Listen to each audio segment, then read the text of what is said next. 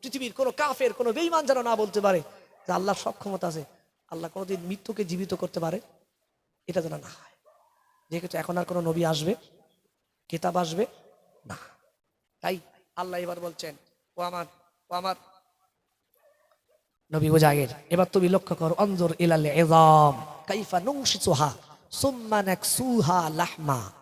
তুমি দেখো তোমার ওই মৃত গাধা, পচে যাওয়া গাধা, মাটির সাথে মিশিয়ে যাওয়া গাধাটার দিকে লক্ষ্য করো, দেখো তার হাড্ডিগুলো কিভাবে আমি আল্লাহ একসাথে সংযোগ করে দিচ্ছি। একবার জোরে বলেন, আর জোরে বলেন সুবহানাল্লাহ। মুজাহিদ আলাইহিস সালাম এই গাছের নিচে বসে বসে তিনি দেখতে পাচ্ছেন তারই চোখের সামনে আমার আল্লাহ তার এই মৃত গাধার হাড়গুলোকে যেই আল্লাহ আদেশ করলেন, সাথে সাথে মৃত গাধার হাড়গুলো মাটির তলদেশ থেকে উঠে এসে সবে একে একে একে একে যে যার জায়গায় সব সংযোগ হয়ে গেল। একবার জোরে বলেন, আরো জোরে বলেন সুবহানাল্লাহ। আল্লাহ এবার বলছেন আবার লক্ষ্য করো এই হাড়ের উপরে আমি আল্লাহ কিভাবে মাংসগুলোকে লাগিয়ে দিই। জোরে বলেন, আরো জোরে বলেন সুবহানাল্লাহ। আল্লাহ বলছেন তারপরে এবার লক্ষ্য করো এই মৃত গাধাটার কি করে জীবন দিয়ে আবার আগের মতো তোমার সাওয়ারি হয়ে যায়। এবার মুজাহিদ আলাইহিস সালাম দেখলেন আল্লাহ গাধার ভিতরে যেই জীবন দিলেন, গাধা সাথে সাথেই আগের মতো করে আবার নড়াচড়া করতে লাগলেন। একবার জোরে বললেন, আর জোরে বলেন সুবহানাল্লাহ। এখন এই 100 বছর হবার পরে মুজাহিদ আলাইহিস সালাম সেই পিরিয়ডে এবার তিনি তার এলাকার দিকে, লোকালয়ের দিকে যেতে লাগলেন। ভাই 100 বছরে ওই এলাকা পরিবর্তন হবে না, হবে না? কথা বলে না, পরিবর্তন হবে না? আগে যা ছিল সে আর থাকবে? এখন তো 2-5 বছর, মোটামুটি 1-8 বছর তাই গেলি তাই আর সব পরিবর্তন হয় না, হয় না? হয়।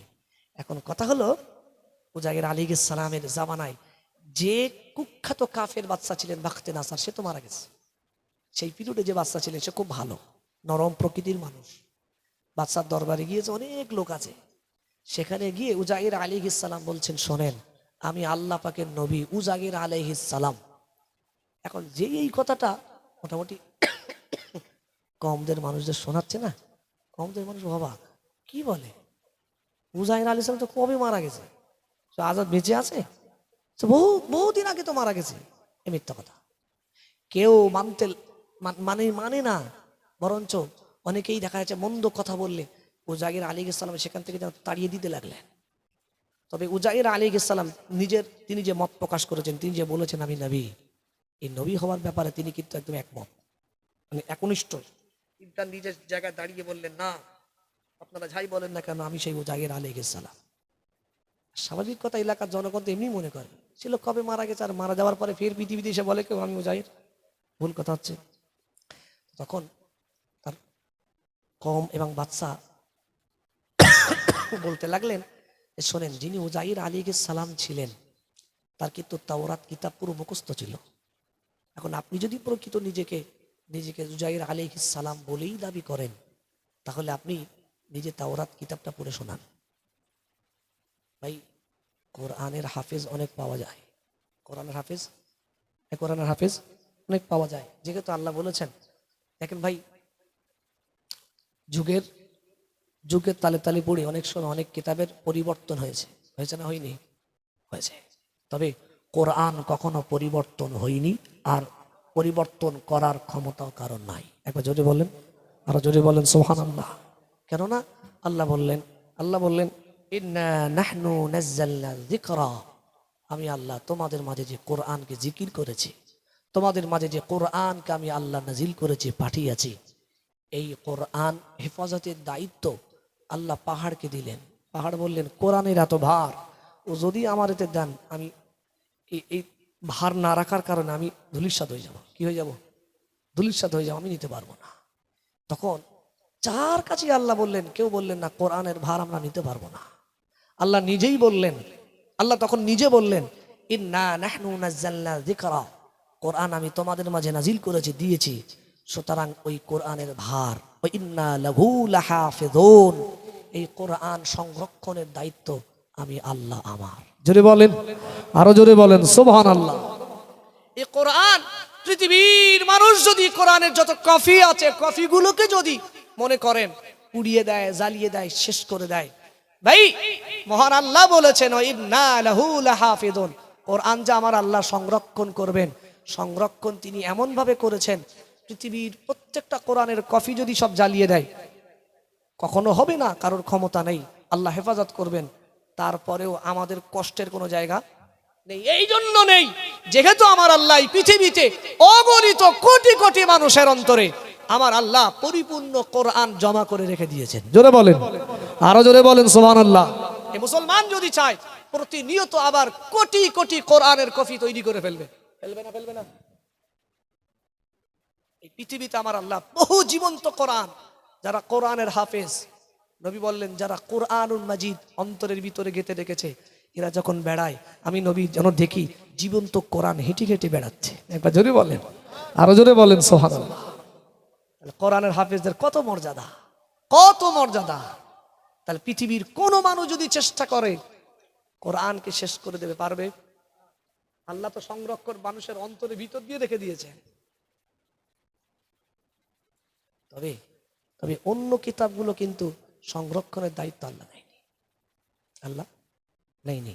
তবে কোরআনের একটা বড় মৌজেজা, কোরআন যত হিফজকারী পৃথিবীতে আছে, এত হিফজকারী তাওরাতের ছিল না, জাবুরের ছিল না, ইনজিলের ছিল না।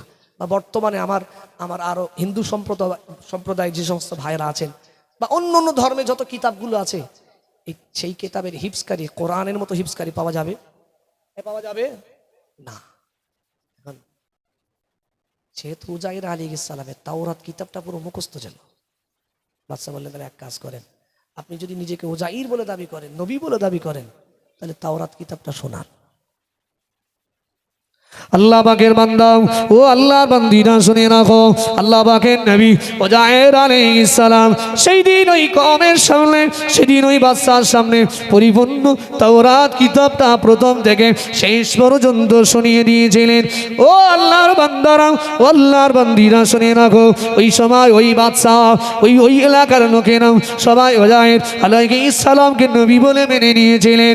ও আল্লাহর বান্দারা, ও আল্লাহর বান্দিরা, ওই সময় বাদশা জিজ্ঞাসা করেছিলেন, ও আল্লাহ পাকের নবী উজাইর আলাইহিস সালাম, আপনি তো মৃত্যুবরণ করেছিলেন, আপনি তো ইন্তেকাল করেছিলেন, কি ব্যাপার আবার আপনি পৃথিবীতে আবার জীবন ফিরে পেলেন? ওই সময় উজাইর আলাইহিস সালাম আল্লাহ পাককে, ওই সময় উজাইর আলাইহিস সালাম ওই বাদশাকে বলতে লেগেছিলেন, ও বাদশা যাবো না, শুনে রাখেন, ও বাদশা শুনে রাখো, একটা দিন আমি বাইতুল মুকাদ্দাসের পাশ দিয়ে যাচ্ছিলাম, সেই পিরিয়ডে বাদশা ছিলেন বাখতে নাসার। যে বাখতে নাসার সে তার ক্ষমতার বলে, পাওয়ারের বলে ওই সময় বাইতুল মুকাদ্দাসের আশেপাশের এলাকাগুলোকে একেবারে সব ধ্বংস করে দিয়েছিল, জ্বালিয়ে পুড়িয়ে সরকার করে দিয়েছিল, ধ্বংস স্তূপে পরিণত হয়েছিল। আমি সেই এলাকা দিয়ে হেঁটে হেঁটে যাওয়ার সময় মনে মনে ভাবছিলাম, এই ধ্বংস স্তূপ এলাকাগুলোকে আবার কিভাবে জনবসতি দিয়ে আবার ভরে যাবে। এ কথা যখনই আমি বললাম, সাথে সাথেই আমার আল্লাহ আমাকে আমার আল্লাহ দেখিয়ে দিলেন, বান্দা দেখো আমি আল্লাহ পাক মউতকে কিভাবে জীবন দান করতে পারি। ও বাদশা শুনে রাখে, আমার আল্লাহ সাথে সাথেই আমার 100 বছরের জন্য মউত দিয়ে দিলেন। কয়দিন? 100 বছর। 100 বছর মরণ।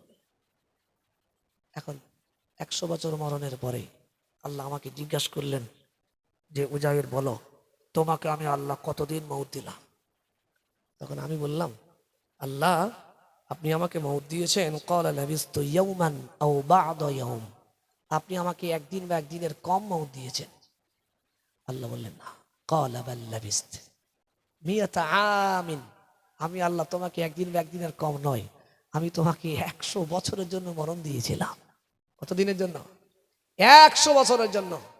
ঠিক 100 বছর পরে সুম্মা বা'আসা, আল্লাহ আমার দেহের ভিতরে আবার জীবন ফিরিয়ে দিয়েছেন। জোরে বলেন, আরো জোরে বলেন সুবহানাল্লাহ। সেদিন উজাইর আলাইহিস সালামের চোখের সামনে আমার আল্লাহ তার মৃত গাধাটাকে জীবিত করে উজাইর আলাইহিস সালামকে দেখালেন। উজাইর আলাইহিস সালাম তিনি এবার আল্লাহর কাছে ক্ষমা স্বীকার করে আল্লাহকে বলতে লাগলেন, আল্লাহ ক্বালা আ'লামু, আমি জানি, আন্নাল্লাহ আলা কুল্লি শাইইন কাদির, নিশ্চিত আপনি সমস্ত ক্ষমতার অধিকারী। একবার জোরে বললেন, আরো জোরে বলবেন না সুবহানাল্লাহ। নারায়ে তাকবীর, নারায়ে তাকবীর, নারায়ে তাকবীর, নারায়ে তাকবীর। আওলাদে মুজাদ্দিদিজ জামান জানাব পীর সাহেব হুজুর কেবলা নারায়ে তাকবীর সিলসিলা হক